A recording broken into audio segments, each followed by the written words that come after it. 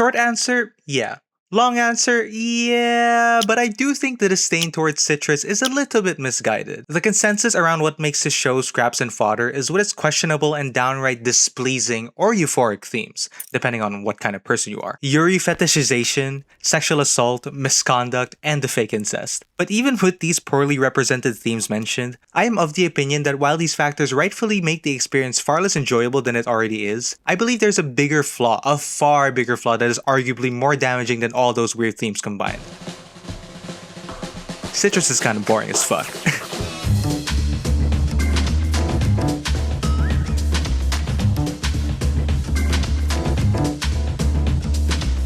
Of course, I need to explain myself because those themes are quite apparent and exhausted, especially in its earlier episodes. Yes, these themes are a byproduct of the masterfully attentive writing, but my point is, this isn't what ruined the show for me. Now that might sound eerily tone-deaf, but the way I see it, these elements only serve the purpose of making so many moments of the show far more dramatic than what the actual conflict entails. And honestly, as I was watching the first episode, it already gave me the impression that this would be something akin to a soap opera. So that revelation made me feel prepared for anything the show threw at me.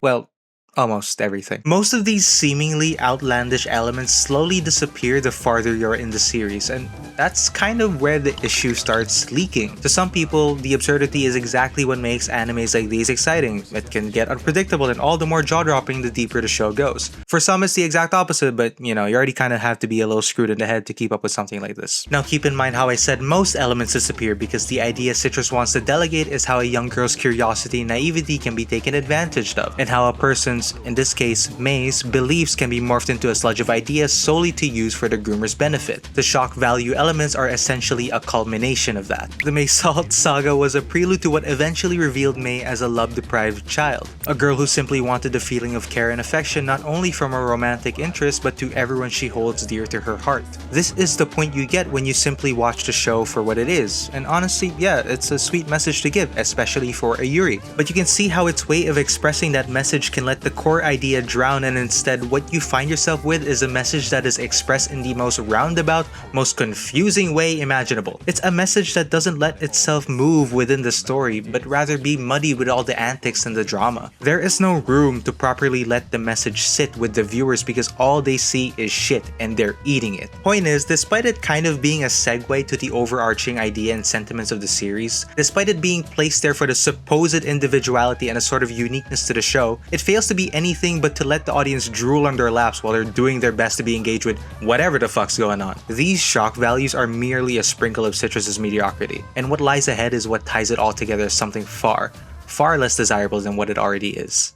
So it's been like 9 to 10 months since I last uploaded, but I promise I think about writing and making videos literally every single day. I'm trying to hit the big 1,000, so I would deeply appreciate it if you guys like, subscribed, and turn notifications on. Oh, and by the way, did you guys know if I say the word subscribe, the subscribe icon would like highlight? I don't know, I just found out recently that's kind of cool. Also, I'm planning to start a Patreon. I have a few ideas, like a Patreon-only Discord server, maybe some Patreon-only streams if I figure out how that even works. Some exclusive content like scrap projects or whatever random stuff I make that I'll just never post. If you're interested in seeing me beyond my YouTube uploads, let me know if those ideas are cool, or if you have any suggestions yourselves, then let me know in the comments what kind of benefits you all want to get. And I swear you'll see me upload again soon. Give me like 3 months or something. I swear I'll be back. That's it. Remember to subscribe, and I really hope you enjoyed the rest of the video.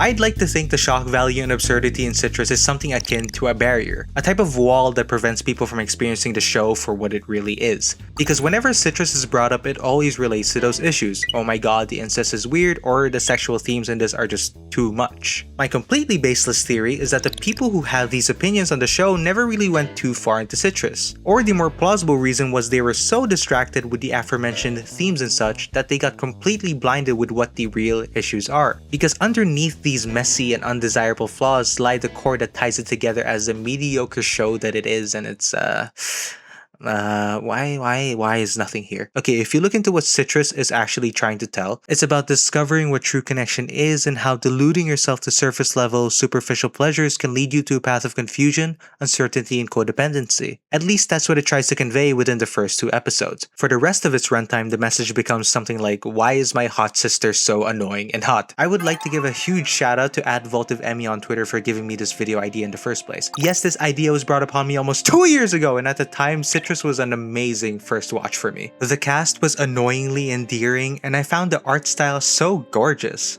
I enjoyed it so much that I remember staying up to go beyond halfway through the show, knowing full well I had to wake up for school extremely early the next day. It was a fun experience, and at first I honestly wanted to defend Citrus and show them what lies beyond voluntarily kissing your sister without a permission. So I rewatched it, and I kept watching it. And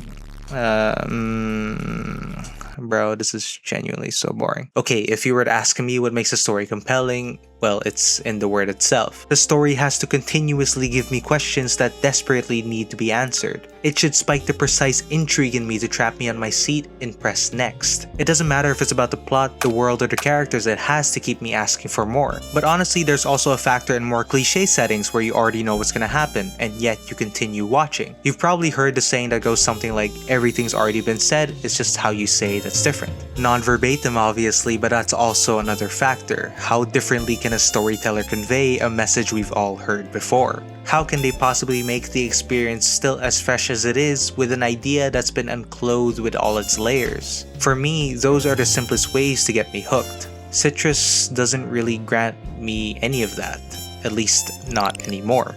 Like I said, its silly themes are all there to shock you. Take that away and it's enough to combat the greatest bedtime stories out there. You would honestly think it's something more convoluted and dense, but it's surprisingly so standard that I feel kinda bad that the series got singled out as the toxic waste that it is when it's really just water. Most of the tension stems from Mei, who does contain mystery and intrigue, but the resolutions and payoffs leave nothing new to learn about the actual characters. I'd argue the only characters we actually learn anything about are the twins, and that's only because they didn't have any prior relationships with any of them to begin with. And even then, the key point we make out from them is that we shouldn't be ashamed for who we love because we don't choose who we fall in love with.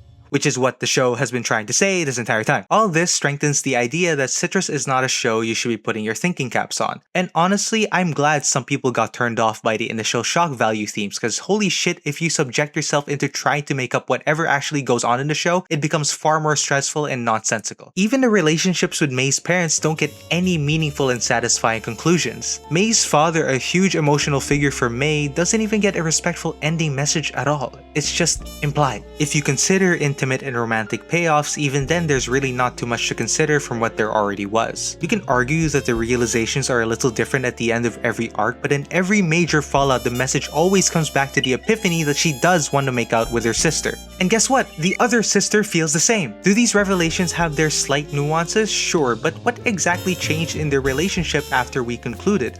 We don't see them at all. The start of every beginning arc is actually them hanging out with each other, and then the drama begins because that's the formula of Citrus. Those in-between moments are what the chemistry is all about, and yet we are given none of that. Recall these moments and realize that there was no concrete growth after each resolution. Or maybe if there was, we don't get to see any of that. And honestly, yeah, sure, that's fine.